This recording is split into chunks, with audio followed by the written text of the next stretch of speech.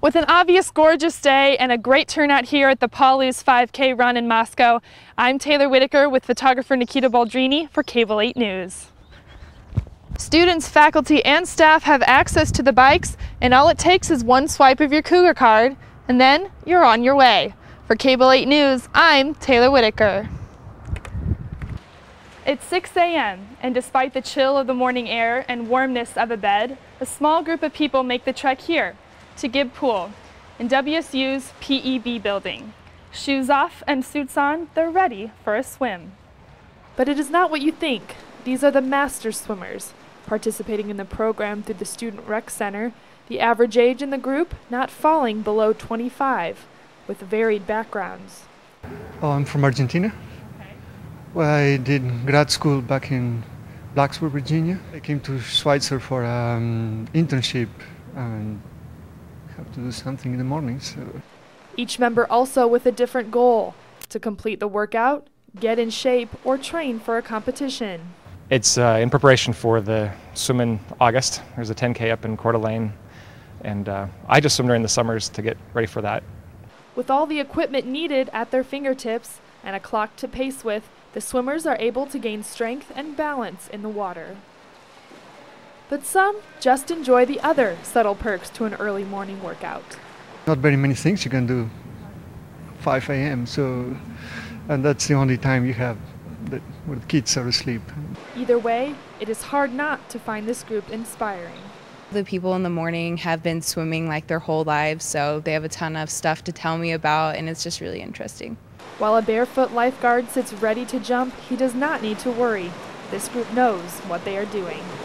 I'm Taylor Whitaker, Cable 8 News. If you drove by the Daily Grind Coffee House on Main late Saturday morning, you would have noticed more police cars parked outside than normal. No, officers were not loading up on coffee or ice cream. They were there to help the Daily Grind and Licks Unlimited put on the 3rd Child Identification and Amber Awareness Day. Children and their parents were able to stop in from 10 a.m. to 1 p.m. on Saturday to partake in the event. The participating children were photographed, fingerprinted, and had a DNA swab taken from inside their cheek by Pullman Police Officer Shane Emerson. Kids come down, they get their photograph taken, fingerprints done, the parents fill out an information card. All that information stays with the family in the unfortunate event that a child goes missing or we need to identify someone. We have that information readily available. Pullman's Child Identification and Amber Awareness Day was started to promote safety and welfare of children in the Pullman area. The ability to provide law enforcement with key descriptors that are recent and accurate is crucial.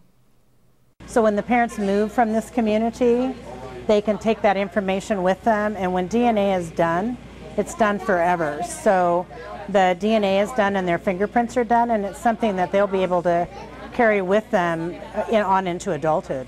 While the event was fun for children, parents believe it was also a great learning experience. There is definitely a peace of mind. I'm happy that they don't only educate the children, but they are also educating us as parents. Best of all children participating received free ice cream from Licks Unlimited after showing their Pullman Police sticker. Every year, over 800,000 children go missing in the U.S. Educational forums such as this are important in decreasing that number. For Cable 8 News, I'm Taylor Whitaker. WSU Track and Field hits the road and Pullman High gets a hole-in-one. I'm Taylor Whitaker. Join me for those stories after the break. This fall, Washington State University is expecting its largest class of incoming freshmen to ever be enrolled on the Pullman campus.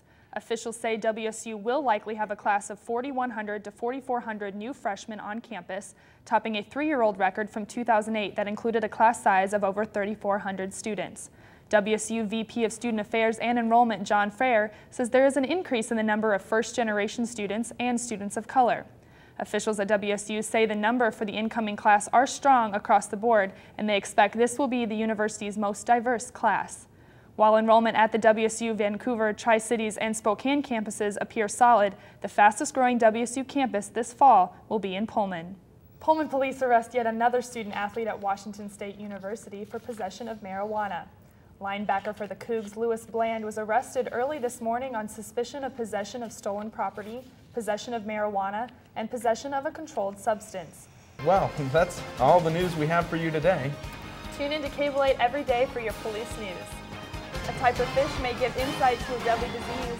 Cable 8 takes a look inside WSU's iconic rock Talor. And league play begins for Pullman's Legion baseball team. Today, those stories and more as complete coverage of your local news starts right now. Good afternoon, I'm Taylor Whitaker. And I'm Nikita Bulgerini. Thanks for joining us. 16 wasn't so sweet for a New Zealand celebrity. Across the country, people are mourning the death of the beloved icon. During his lifetime, the famous star met the New Zealand Prime Minister and raised more than $150,000 for research into life-threatening illnesses. What made him so famous? 60 pounds of fleece. Shrek became New Zealand's most famous sheep when he escaped and evaded the shearers for 6 years by hiding in caves.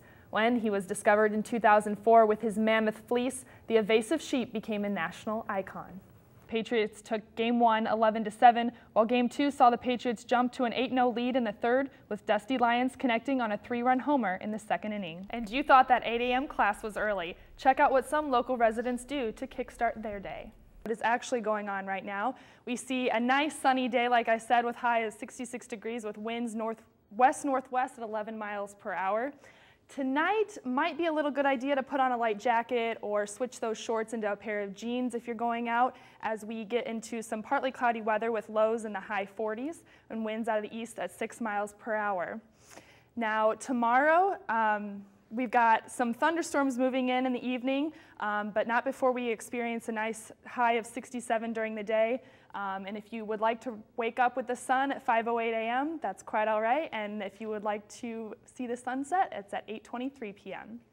So let's take a look at the state map, and we've got a gorgeous day across the state. The east side is experiencing a lot of sun, high hot temperatures in the 80s in Wenatchee and Yakima.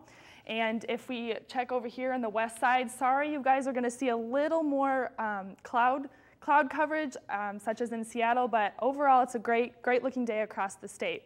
So now taking a look at your 5-day forecast, we see it's going to start out with a couple of rainy days. We got some cloud coverage heading into next Tuesday, and the sun's trying to peak out on Wednesday with a high of 66 degrees for this 5-day, and unfortunately we're going to hit back into the rain at the end of the work week with a high of 57 degrees.